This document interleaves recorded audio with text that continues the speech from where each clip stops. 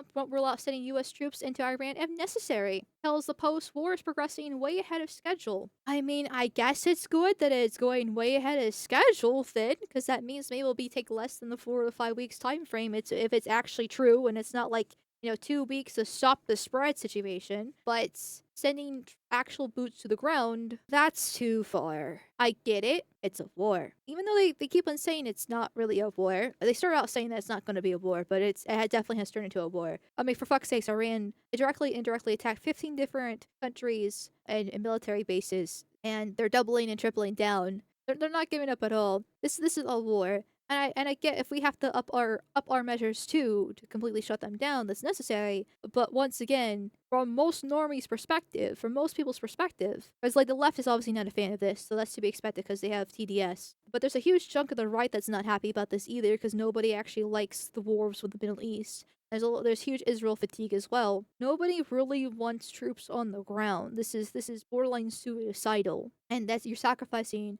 our men when we actually have pretty good airstrike capability, really, it seems like we have from my observations, it seems.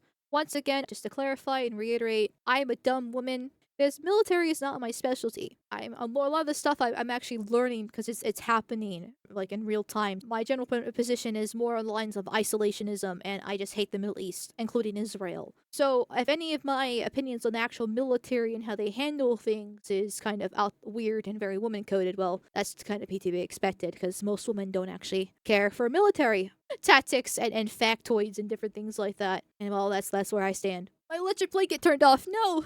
My feetsies are cold. I need my electric blanket. Okay, let's actually read the article. President Trump told the Post Monday that he's not ruling out sending U.S. ground troops into Iran if they were necessary, adding that Operation Epic Fury was way ahead of schedule after taking out dozens of Iran's top officials. I don't have the yips with respect to boots on the ground.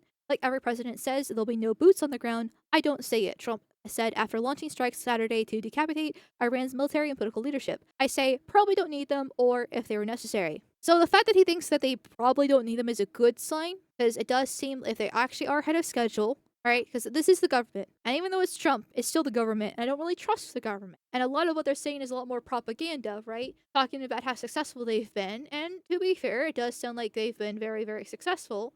But it's Iran is still not backing down. They're still attacking. And they're attacking everyone willy-nilly around them. So they're definitely not going down without a fight. It makes me concerned that he's still saying if they were necessary, which I get. The only way to actually wipe out Iran and control it is to actually go full balls to the wall and clear them, because that's literally the only way to deal with such militant religious ideologues like Iran is. And the decapitation isn't working because of how decentralized their command, so they can just keep on firing attacks even if the Ayatollah dies, even if more top officials die. They literally fight to the death to the end. So it makes sense that they were necessary, but nobody actually wanted this, and nobody wants boots on the ground. I'd rather this last a few more weeks and just keep on doing airstrikes and different things like that. Or I don't know. How about we send Israeli boots on the ground instead? Right? Why does it have to be American boots on the ground? Because it always seems like it's American boots. So maybe I'm misinformed, and this goes back that dumb woman doesn't know anything about military in this case. But it's always American troops, not Israel. I know they're busy fighting Palestine at the moment, but they literally were the ones that struck Iran first, okay? It's a joint operation with the United States, but it was Israel who launched the missiles first. If they are so insistent on starting this war, they can send their boots on the ground to finish it off. We can give the air strikes, and they can put the boots down. See, is that a reasonable compromise? I think so, if they're going to be our greatest ally. Secretary of War Pete Hegseth said on Monday morning Pentagon press conference that no American troops are currently inside Iran, though he also did not rule the possibility. President Trump ensures our enemies understand we'll go as far as we need to advance American interests. But we're not dumb about it, Hegseth told reporters. You do not need to roll 200,000 people in there and stay for 20 years. Which I'm glad he addressed it, because obviously that's what a lot of people are worried about and addressing. So he's directly relieving those fears. But just because the government says that doesn't mean they're going to follow through with it. Is this the Biden administration? No. Is this COVID? No. But it's still the government, and they still lie, and they still use propaganda. How's those mass deportations going again? What's the state of Minnesota at the moment? Well, what's with the state of Somalis? How many times has Trump talked about deporting Inland Amar? What the mass Indian wave of immigration that's happening in Texas? Are we talking about that at all? By chance, Trump? No? Okay. Trump told the Daily Mail on Sunday that he estimated the war would last 4 weeks or so, but hinted to the Post on Monday that the time frame could be shortened. Well, this is a weird fucking picture. I shouldn't say weird. It's supposed to be sad. A man carries a residence following an airstrike on an Iranian police center that damaged residential buildings around it in Lofar Square in central Tehran on March 1st, 26. Chat, I'm heartless. I'm heartless. I see this and I just don't care. I literally don't fucking care, okay? Fiery, mimosa, peaceful, burning going on here. A kid in her pajamas with smoke and ash on her. The old man being carried on this other man's back. I just look at this and I just don't care. I am so tired of seeing crying women and children and destruction zones and third world shitholes that I just don't care. It's going to go pretty quickly, he said. We're right on schedule, way ahead of schedule in terms of leadership. 49 killed, and that was, going to take, we figured, at least 4 weeks, and we did it in one day. Trump also said he wasn't concerned about Iran using terrorism to repay America for weekend's attack. But we'll take it out. Whatever. It's like everything else, we'll take it out, Trump said. Yeah, I don't think that really worked. Spoiler alerts. Based off how fast I'm getting through these tabs, we should easily be able to get to the terrorist attack that happened in Texas over the weekend as well. Spoiler alerts: people died, and it was Muslim. I wonder why it was a Muslim terrorist attack that happened over the weekend. I don't think that was preventable. I mean, it is preventable, but they didn't prevent it. The president also said Monday that he made the final decision to strike in partnership with Israel after the final talks Thursday in Geneva, in part because intelligence that Iran was surreptitiously resuming work on nuclear projects at a totally different site. We had very serious negotiations, and they were there, and then they pulled back. They would always pull back, he said. I mean, it goes back to what I said earlier about the nukes thing. They've been saying that Iran's been so close to nuclear weapons for 30 years. And then we bombed their facility last summer. I know they really wanted to restart their capabilities again. It's something they're not willing to really give up on it. So I get how things negotiations broke down. And I do understand why people are wary and concerned for Iran to get nukes, seeing that they are, the number one state sponsor of terrorism. But I can also understand why Iran really wants nukes. Because it's not like Israel is a friendly person within their area of influence, seeing that they literally struck first. I know it's supposed to be like a preemptive self-defense strike, but it's not like I like Iran either. You never make a deal like that because ultimately they'll pull back after the deal is made, which is what they do typically. They just couldn't get there. They wanted to make a nuclear weapon, so we destroyed them completely, Trump said. But what's the whole point of doing a deal then? Was like I get that a lot of these third world shitholes or snake countries like Russia, for example, they'll make deals and negotiate, and then once the deal is settled, they'll actually and break the deal anyways. They'll just do it undercover. And you say that's probably what's going to happen if they actually did make the deal. So what was the whole point of doing the deal in the first place? At least they're honest and being like, yeah, no, we still want our nukes. Like they could have completely prevented this by just signing the deal, being like, oh yes, trust us, bro. We totally won't make nukes. So we swear. And then like 6 months later, I start working on it again, and I'm sure we probably would figure out eventually. But like that happens like all the time. So what's the difference? Like I feel like 1/6 is a half a dozen. We found they were in a totally different site, totally different because the sites that we took out were destroyed. They tried to use them, but they were totally, and I said correctly before, obliterated, right? So then we found them working on a totally different area, a totally different site, in order to make nuclear weapons or enrichment. So it was just time. I said, let's go. This is actually an interesting. I'm gonna read this little pamphlet here because I like looking at maps. I say as I eat the microphone. Operation Epic Fury, latest Iranian attacks. These little fired 4 missiles at USS Abraham Lincoln aircraft carrier. They all missed. Did women shoot that? 1 killed, 11 injured, and the UAE, including reported strikes at Dubai and Abu Dhabi airports. 9 killed and Bet Shemesh in Israel outside Jerusalem. Struck Erbil International Airport in northern Iraq. Once again, they're swinging wildly. Iranian attacks on U.S. assets. U.S. Fifth Fleet headquarters in Bahrain. U.S. Al Udeid Air Base in Qatar. U.S. Al Dafra Air Base in Abu Dhabi, UAE. U.S. Al Salam Air Base in Kuwait. Erbil International Airport in Iraq. Iranian attacks on Israel. Civilian targets in Tel Aviv, Jerusalem, Haifa, Petah Tikva, Rishon LeZion, and Beersheba. Military sites in Tel Aviv, Rehovot, the Golan Heights, the Upper Galilee, and the Dead Sea region. Facts: 200. Israel used 200 fighter jets to strike 500 Iran targets. Iran fired 35 missiles at Israel and up to 14 at U.S. facilities in Bahrain, Qatar, and UAE. At least 201 people killed, 747 wounded, and Iran Red Crescent reports. Ayatollah Khamenei and 40 top leaders killed. The U.S. military carried out nearly 900 strikes during the first 12 hours. Jesus Christ, that's a lot of strikes in a short amount of time. Iran fired about 300 missiles in the first 12 hours. Oh my god, that's a 1 to 3 ratio right there. I mean, once again, I know our military is actually quite strong and capable. So, like, this is not that surprising, but still actually getting the raw numbers is nice to have and at the same time quite shocking. And this all lines up with the report that Iran was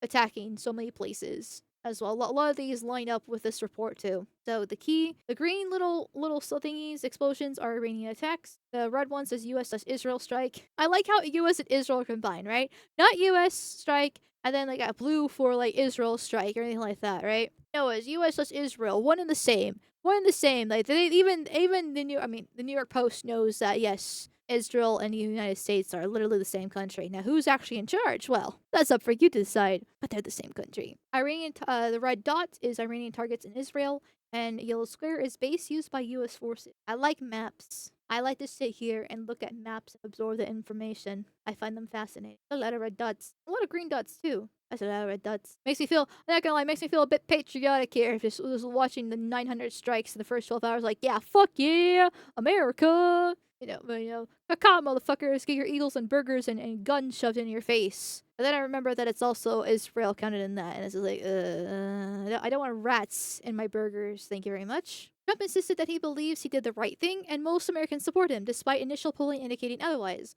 arguing that allowing crazy people to acquire a nuclear weapon would have been worse than even a regional conflict. Reuters, Ipsos poll conducted Saturday and Sunday found just that 27% of Americans approved of strikes, while 43 disapproved and 29 weren't sure. It is important to note that polls should be taken with a grain of salt. Obviously, polling size and where they're polling at are huge indicators. Also, the questions, the different things like that.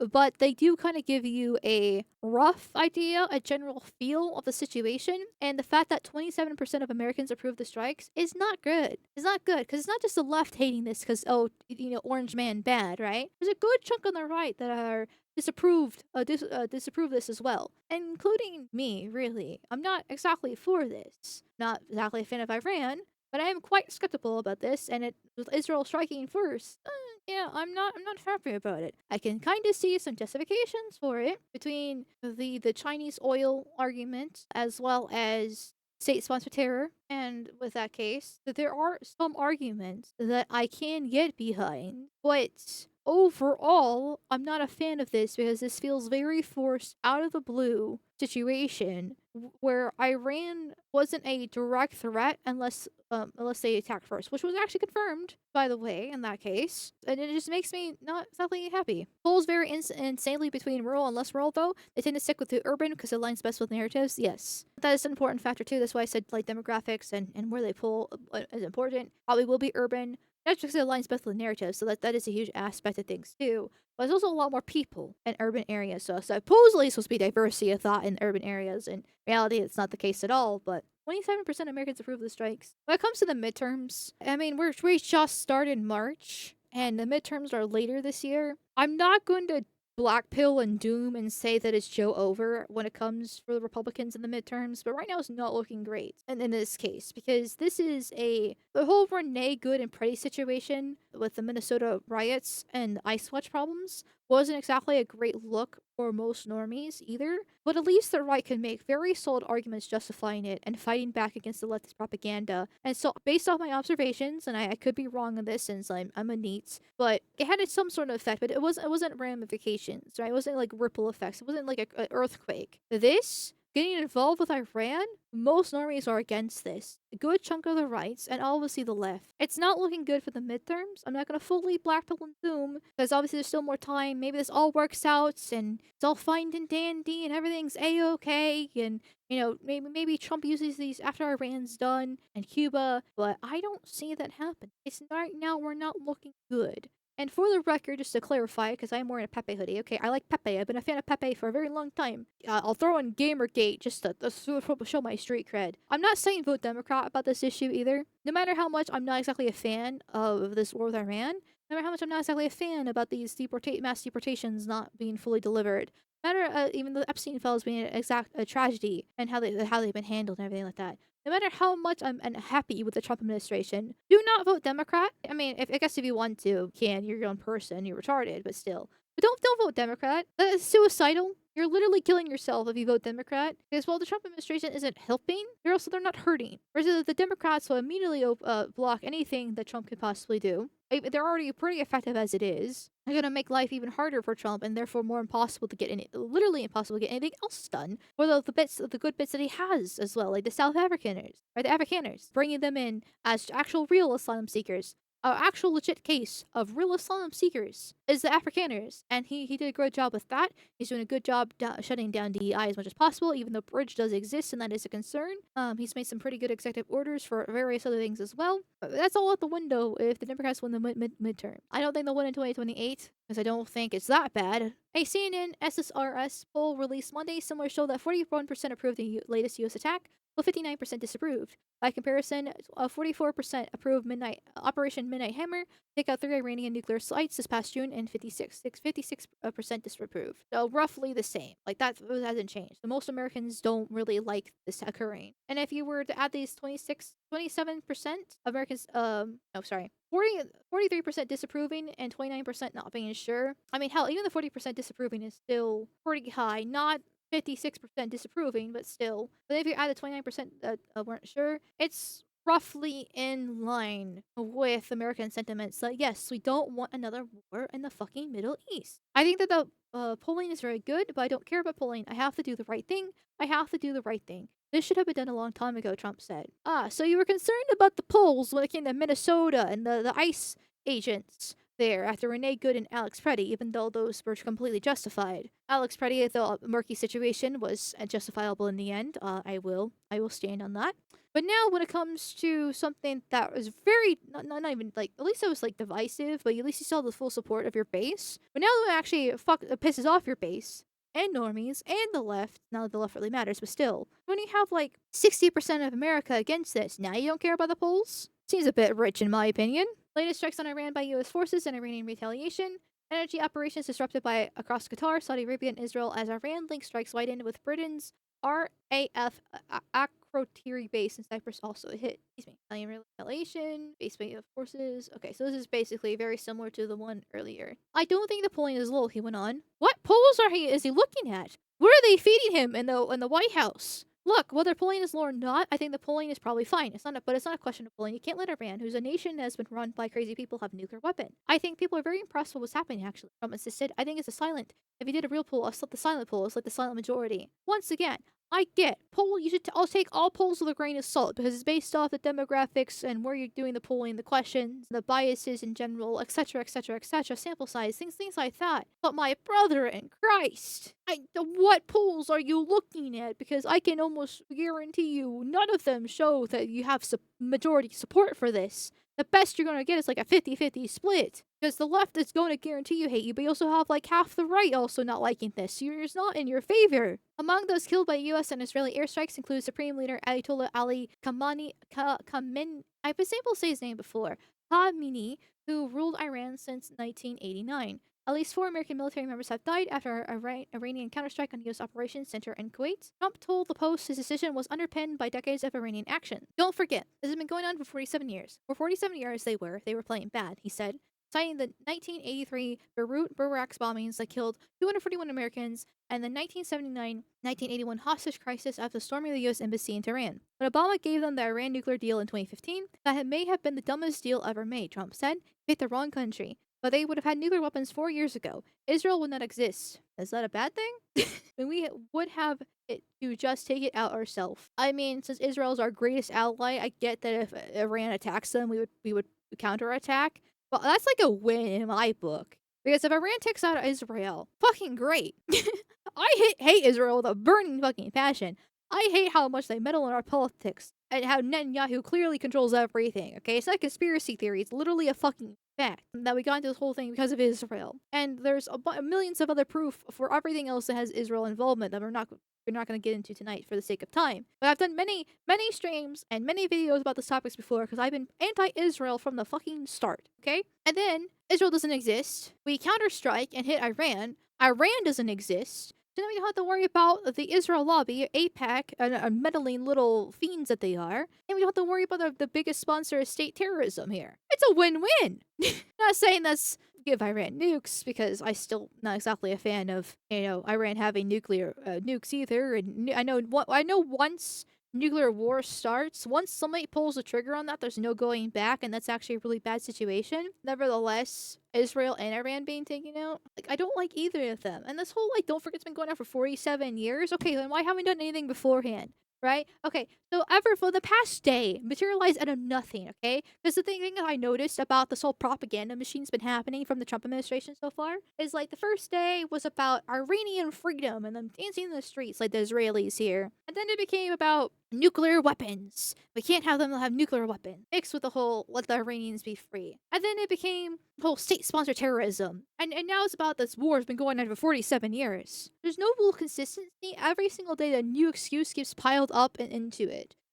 They're not like actually consistent at all with our messaging, which will make sense. But okay, so it's been almost fucking 50 years, half a decade this has been going on basically. And we never did anything until now. Because we kept on talking about it for 30 years. Iran's weeks away from nuclear weapons. But why does it have to be now? Is it because they were all piled up in one specific place and we're able to go drop a bomb and say goodbye to the top officials? Which is why this has been going so successfully? That's one of the excuses that I've heard so far. That's the reason why. But you're telling me that in 47 years, these top Iranian officials have never once gathered in one specific place before where you can easily strike them in 47 years. That doesn't really make sense, in my personal opinion. So, still, what's the issue here? You just brought up polls that view this entire situation negatively and are shocked by why nothing's ever been done? Well, technically Afghanistan was negative. Technically Iraq was negative. Like, technically Vietnam was negative too. Right? Nobody's been a fan of these wars since the end of World War II.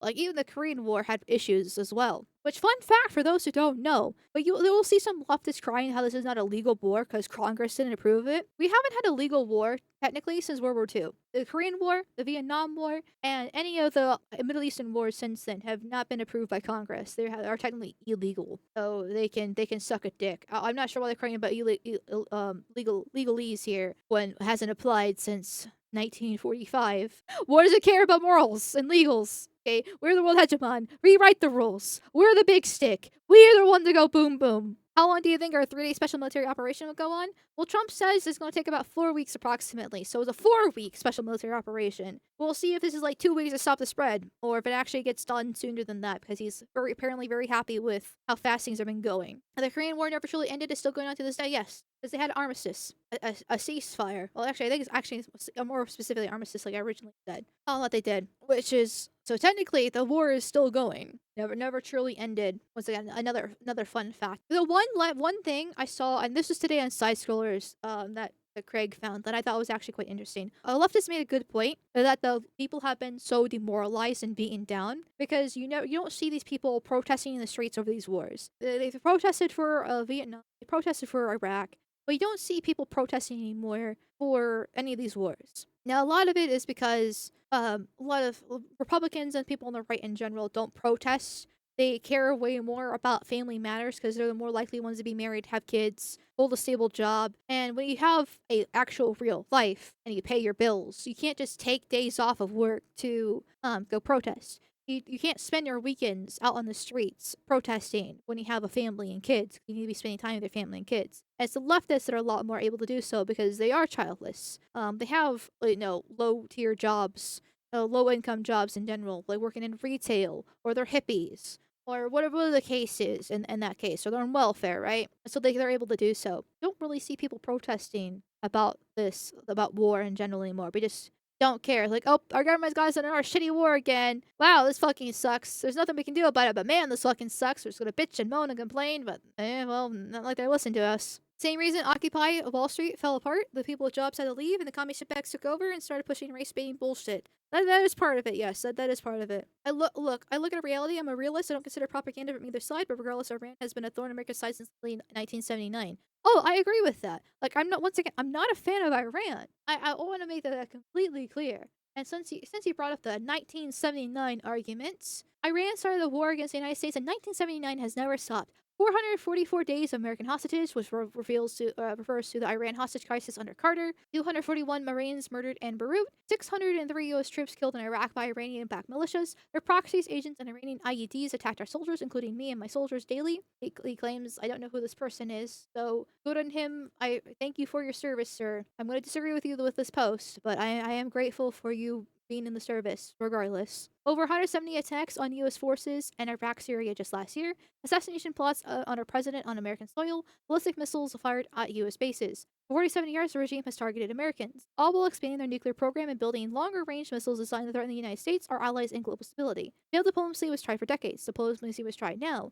The president's Article 2 duty is clear. Protect the American people. In my opinion, he and we, the United States. White House POTUS Michael G. Waltz, Secretary Rubio, Rapid Response Force Secretary of War are doing exactly that. These are all very valid reasons to go with the war with Iran, in my opinion. When a country is attacking our people, our citizens, and our troops, those are all valid reasons to go to war. Because they're clearly trying to make war with us, right? The whole death to America, different things. All wonderful, fun rainbow and butterflies that they like to spew out of their mouth when it comes to America. But once again, I ask, why has it taken 47 years for us to do anything? Is it because it's Trump? Or is it because of Israel? Because we've obviously gotten involved with plenty of other Middle Eastern wars in the past 47 years that were highly unpopular. I know I just made this argument 5 minutes ago, but I'm reiterating it just for clarity's sake. I don't understand.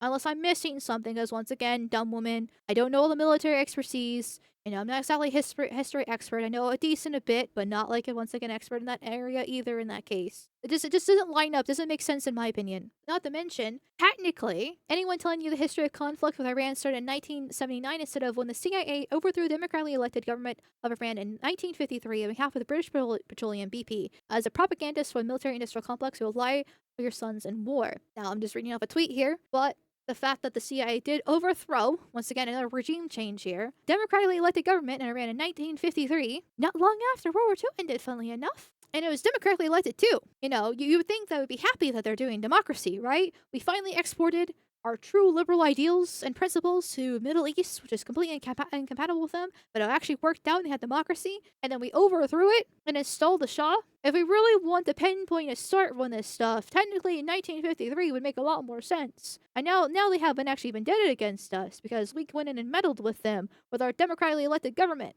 Democracy. Isn't that our most sacred thing in the whole Western world? I mean, the Democrats keep on repeating over and over and over. There's a whole clip where all those news anchors are repeating the same lines over and over again about this is extremely dangerous to our democracy. The sharing of biased and false news has become all too common on social media. More alarming, some media publish these things they are true without checking facts first. Unfortunately, some members of the media use their platforms to push their own personal bias and agenda to control exactly what people think, and this is extremely dangerous to our democracy.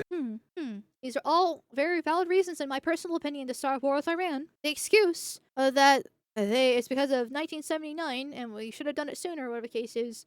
We can really go tit for tat when it comes to Iran because it really seems like that almost in the past 70 some years, our government has just completely failed us. Which is not surprising because all this shit's after World War II. This is completely unrelated to what I was talking about, but since we're bringing up World War II, I will briefly bring up my favorite subject, the World War II founding myth. Because it really seems like we lost World War II. Because you can pinpoint things beyond World War II. Like, I think about history, and this is what I find so fascinating about it, is a gigantic story. Because everything is all connected together. And so it really can go beyond World War II. And it can go beyond World War I. It can go beyond, the 1900s. You can go to the Civil War, and from the Civil, you can really go far back to the dawn of humanity if you really want. But in the modern world, World War II was our foundation myth. Because I tweeted this out because somebody said, for most people, history started in World War II and informs their understanding of everything. This is very important. There's a reason why, like, when I complained earlier about my dad defending Israel, in this case, there's a reason why the boomers are one shot on the Israel propaganda, because they're the first generation to have the full force of the post-war propaganda machine, which is why they are so entrenched with it. How do you recognize a foundation myth? It fulfills three functions. One, explains the origin and structure of the world and society. Two, it defines ultimate good and evil, and from those definitions are derived the values that are used to justify holding the power. Three, it determines what is held sacred in the society. For modern Westerners, the story of World War II has become their foundation myth. It fulfills all three functions. One, we live in a post-war world. The lines on the map, the institutions, the sense of what era we live in, all arise from starting point of World War II. Two, ultimate evil is Nazis. Ultimate good is opposing Nazis. You can clearly see this will have the leftists constantly label whoever they dislike, even over just simple opinions like, hey, maybe you shouldn't trans your kid, as Nazis. Nazis, Nazis, Nazis, fascists. All these evil things is why they have Antifa rising from the dead and everything like that. Nazis, ooh, scary. The values derived from these definitions are anti-racism, equality, diversity, and anti-nationalism, and so on. Right. Ever since the end of World War II, there has been a very steady, but surely, deconstruction of nationalism, because heaven forbid you feel pride in your country. Heaven forbid you actually believe in ethnicity and who actually belongs in your country. Because a funny mustache man that was a mediocre painter believed in the exact same thing. Oh, scary. 3. The only thing that's held sacred that cannot be denied or mocked in the contemporary West is the Holocaust. Now, for YouTube's sake, the Holocaust did happen. 6 million is a very valid number. I'm just reading a 4chan post. Just to discuss the meaning of the 4chan post. That's all. The problem is that all three functions are backwards or negative. Instead of the origin event being one of fertility and new life, it has a conflagration of death and destruction. Instead of ultimate good taking the central position in the story, that the slot is occupied by ultimate evil. Everyone knows that Adolf Hitler, the personification of evil, holds the center point of World War II story. Instead of that which is held sacred being something mysterious and sublime, the Holocaust, is obscenity. And having a negative foundation myth means the tree of life for Westerners is poisoned. Having a negative foundation myth means the tree of life for Westerners is poisoned. Anyway, I just wanted to point that out because ever since I read this post ages ago, it's really stuck with me how true it actually is. And the fact that I brought this up once again to go back to Iran because the state overthrew democratic elected government of Iran in 1953, a few years after World War II ended, and World War II is the foundation myth here. And now that's where we have all these problems because of Iran. It all ties back to World War II because it doesn't really seem like we really want it. It seems like it's caused nothing but problems. We can't believe in ethnicity because that's racist. We can't have nationalism because that's fascism. We can't recognize IQ and statistics because that's racism. We have to have equality, even though men and women are completely different biologically. And the fact that women in the workforce is completely tanking our economy and our birthrights and everything else in between. And we must import all the browns in the whole entire world because once again we're all equal and don't be racist. Ethnicity's dead. Yeah, it's not a great situation to be in now, is it? Anyway, to go fully back to Iran, instead of being a bit spicy and going back to the whole groups thing too, Israel confirmed. But we're working in lockstep with Israel for sure, which makes sense because of a joint attack. But just once again, Israel just always has their greedy little grubby fingers in every single cookie jar. Israel's Benny Gantz will not rule out the U.S. or Israeli boots on the ground in Iran, which we'll listen to him talk here. Only 23 seconds. At least he's saying Israeli boots might get involved, which was one of my complaints earlier. Do you think eventually there will be a need for boots on the ground? I would not exclude it. Do you think eventually there will be a need for boots on the ground? I would not exclude it for those reasons or other, but we'll have to see how it goes forward. And will that include Israeli boots on the ground, do you think? I exclude nothing. We've been waiting for 47 years, and we came to a point with every necessary means should be taken in order to achieve our goals. What we're seeing from... Do you think eventually... Well, at least once again, Israeli boots can be sacrificed because I much rather Israeli boots than American boots because once again, I'm American first. I don't want my countrymen dying, thank you very much. There's only a few white men left. We are 55% whites, roughly, statistically. Sometimes you can see some statistics saying 60%. Regardless, that's also including the boomers. Once the boomers die off, statistically, we're going to be a minority white nation relatively soon. I don't want more men, right? The ones that actually solve the problems because women are useless when it comes to these things, dying. Thank you very much. But at least they're on the same page. And with this talking about boots on the ground, there was this clip of George Bush and how they've been waiting, how Trump's like, we've been waiting 47 years. Iran's such a horrible country. Well, that just reminds me of a certain father figure when it comes to neocon wars. We must stop the terror. I call upon all nations to do everything they can to stop these terrorist killers. Thank you. Now watch this drive. We must.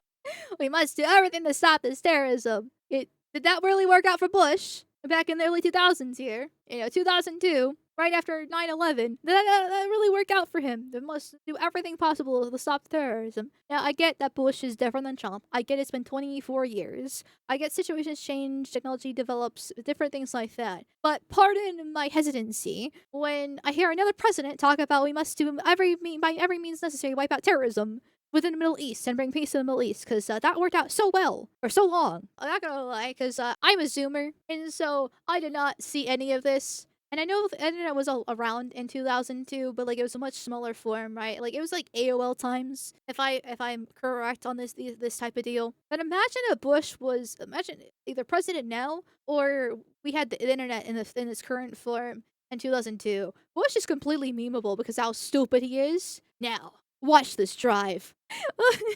What funny. I'll give him that. I will give him that he's actually quite memeable, and being memeable is a good quality to have. That's what made Trump so likable in 2016, where I do believe, to some degree, that he was memed into the presidency. Trump's a different guy. He's not going to feed into the industrial war machine complex. I get that, and I did say he is a different president. But the rhetoric is roughly the same. Fool me once, shame on you. Fool me twice, shame on me. But regardless, I don't really trust the government. I'm not a big fan of the government. It's propaganda. Even if Trump is better than Kamal by a million miles, even if Trump is, technically on quote unquote our side and everything like that, he is still the president of the United States. He still has his own administration. The United States has been working against American means for a very long time. There's already been quite a few issues that Trump has either slowed down on, has flip flopped, and different issues like that in the most recent term. Some of it's not his fault, some of it is his fault. There's a lot of ties to Israel and so many things. Pardon my hesitancy here. I don't think it's a crime to be a bit wary when the government tells me something. Because last time the government told me it's gonna take 2 weeks to stop the spread, and we got shut down for about 2 years until the Ukrainian war started. Yeah, and that was also technically under Trump, by the way. Technically, COVID did start on the tail end of Trump's first term, which I do think in that case Trump was doing his best. He generally believed he was trying to mitigate it. It was a tricky situation. I will make some excuses for Trump in that case, but regardless, the point still stands.